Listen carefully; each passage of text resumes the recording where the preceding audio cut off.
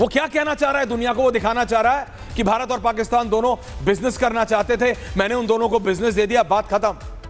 ये बात Xi Jinping को भी पता है, ये बात डोनाल्ड ट्रंप को भी पता है। तो जनरल साहब आपको बता चुके और आप दोबारा दोहराएंगे कैसे हमने उनके न्यूक्लियर, पाकिस्तान के न्यूक्लियर बंकर और पाकिस्तान और भारत को लेकर जब बात होती है तो ये जो एन वर्ड है ना, न्यूक्लियर वर्ड, ये अमेरिका में पहली बार इस्तेमाल नहीं हो रहा है। अमेरिका के पूर्व राष्ट्रपति बिल क्लिंटन वो पॉपुलर हुए थे मोनिका लेविंस्की को लेके, लेकिन वो न्यूक्लियर वर्ड जो पाकिस्तान की डिप्लोमेसी के डिक्शनरी में डाला, वो बिल क्लिंटन के रिजीम में हुआ था, वो तब से लेके अभी तक आ रहा है। पाकिस्तान ने ऐसा माहौल बना रखा है कि हमारे पास न्यूक्लियर बम चाहे रीलोड ना कर सकते हो। रीलोड समझते हैं? बंदूक रीलोड होती है। उनके पास यह काबिलियत नहीं है कि वो रीलोड कर सकें न्यूक्लियर वेपन को, यानी दूसरा फायर कर सकें। लेकिन उसमें वो इतना माहौल बनाए हुए हैं कि अमेरिका परेशान, फलाना परेशान, ढिमकाना परेशान। इस सब के बीच में भारत को मैं लगातार ये बोलता, और आज भी जब शहजाद आएंगे मैं पहले ये, क्योंकि वो राहुल गांधी को करेंगे, करो भाई, राहुल गांधी को देश की जनता जवाब दे देगी, शहजाद जी आ जाइए। लेकिन हमको पहले देखना है कि इस बदलते दुनिया के समीकरण में हम कहां खड़े हैं। देश की जनता जानना चाहती है, पूछता है भारत।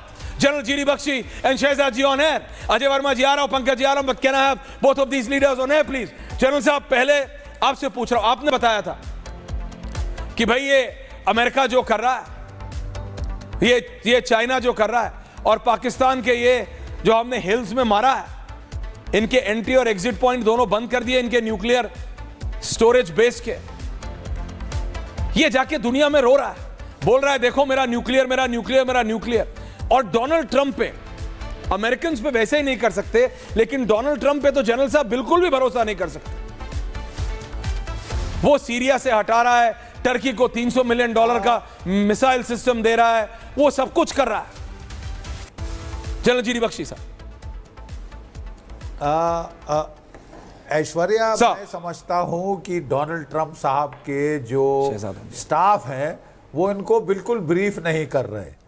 वो उनको ये नहीं समझा पा रहे कि भारत और पाकिस्तान का मॉरल इक्विवेलेंस करना, उनका स्ट्रेटेजिक इक्विवेलेंस करना इज अ ब्लड इंसल्ट। ठीक है, और फिर उनको जब ये पहुंचा तो उन्होंने अपना बयान भी बदली किया।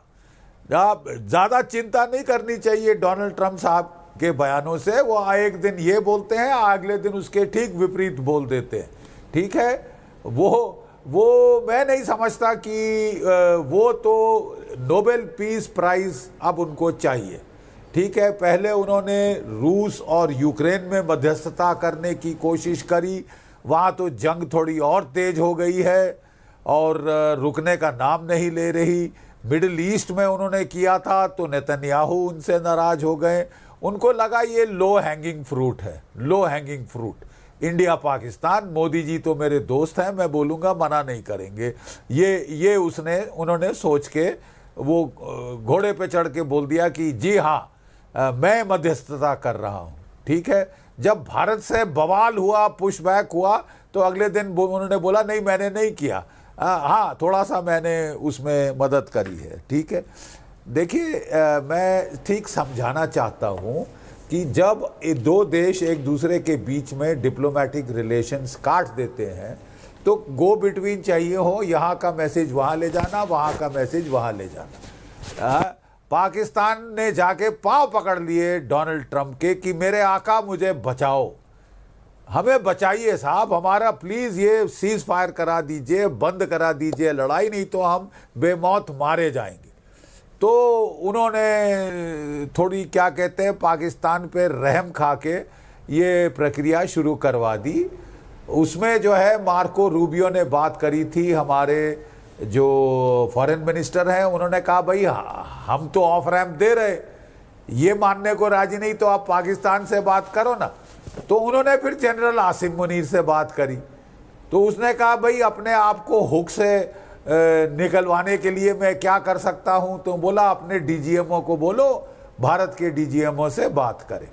ठीक है, तो ये बातचीत हुई। पहली तो कॉल हमने नहीं ली, दूसरी कॉल ली तो हमारे डीजीएम ने बोला ठीक है मैं अपनी सरकार से, वो रोने लगे कि मेरे जनाब बचा, अब बस करिए, बहुत हो गया, मर गए, मारे गए वगैरह। तो उन्होंने बोला ठीक है जनरल साहब ये सब है, पूछता हूं, मान जाती बात तो पाकिस्तान की है ही नहीं जनरल साहब। मेरे को पर्सनली लगता है, आप बताइएगा, शहजाद हैं अभी वो पॉलिटिकल पार्ट में आ रहे हैं, बाकी लोग आ रहे हैं, लेकिन जनरल साहब पाकिस्तान के पास अपना कुछ नहीं है। जैसे टर्की की हम ड्रोन्स की बात करते हैं, लेकिन टर्की की 95% जो ड्रोन कंपनियां हैं उनका R&D चाइना में होता है। चाइना को जितना रॉ मटेरियल है डिफेंस एनालिसिस के लिए या फिर डिफेंस प्रोक्योरमेंट के लिए वो चाइना कराता है। टर्की की पूरी इकोनॉमी शी जिनपिंग चला रहे हैं, ईरान की पूरी इकोनॉमी शी जिनपिंग चला रहे हैं। चाइना अपना माहौल बना रहा है, अमेरिका अपना माहौल बना रहा है। अगर हमें यह लगता है कि हम सिर्फ पाकिस्तान से लड़ रहे थे तो ऐसा नहीं है। चाइना पाकिस्तान को पूरी तरह से, चाहे वाया टर्की हो या डायरेक्ट हो, सपोर्ट कर रहा है। जनरल साहब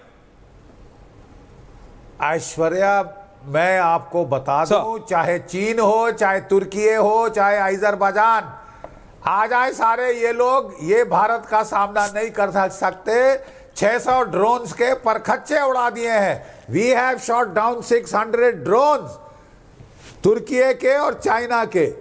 ठीक है, एर्दोगान के जो बेटे हैं वो उनकी ड्रोन कंपनी है, वो अपनी फैमिली का फायदा, अपने बेटों का फायदा कराने की कोशिश कर रहे हैं। ड्रोन रद्दी, घटिया, बेकार ड्रोन पाकिस्तान को बेच के एक काम नहीं किया। ठीक है, चीन के भी पीआर का डिजास्टर हो गया है और तुर्की के हथियारों के पीआर का भी सत्यानाश हो गया है इस युद्ध में साहब। ठीक है, अब जाके रोते फिरे कि किस बेवकूफ को हथियार दिए, चलाने नहीं आते या नाच ना जाए आंगन टेढ़ा। वो तो जो मर्जी अपने आप को दिलासा दे ले, हमें दो धेले का फर्क नहीं पड़ता। चाहे चीन हथियार दे, चीन का भी घटिया माल और तुर्की का तो उससे भी ज्यादा घटिया माल है। ठीक है, और मैं आज के दिन बता दूं Aishwarya, I just want to, with your permission please, मैं I want to quote to you John Spencer, जो कि अमेरिका का one of the top military experts है, और वो कह रहा है, बस हिंदी ट्रांसलेट कर दीजिएगा, just 4 days of calibrated military action, केवल महज 4 दिन के मिलिट्री कैलिब्रेटेड मिलिट्री एक्शन के बाद इंडिया ने एक जबरदस्त जीत हासिल करी है। ये कह रहे हैं अमेरिका के जॉन स्पेंसर।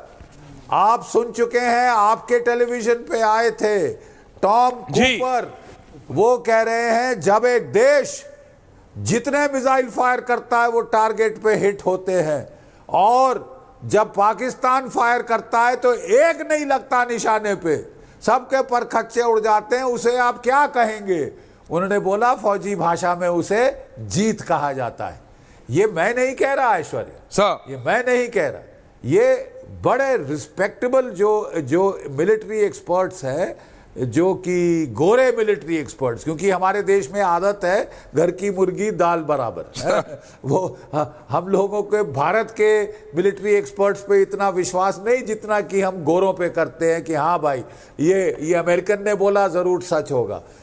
एटलीस्ट अमेरिकन जो है वो तटस्थ है, या जो नॉट सो मच अमेरिका, लेकिन अपना जो ऑस्ट्रियन है वो तटस्थ है। टॉम कूपर, उसको क्या लेना देना भारत से, पाकिस्तान से, वो सही बात जो है सो है, वो समझ गया सर। और वो कह रहे हैं साहब पिट गया पाकिस्तान, पिट गया।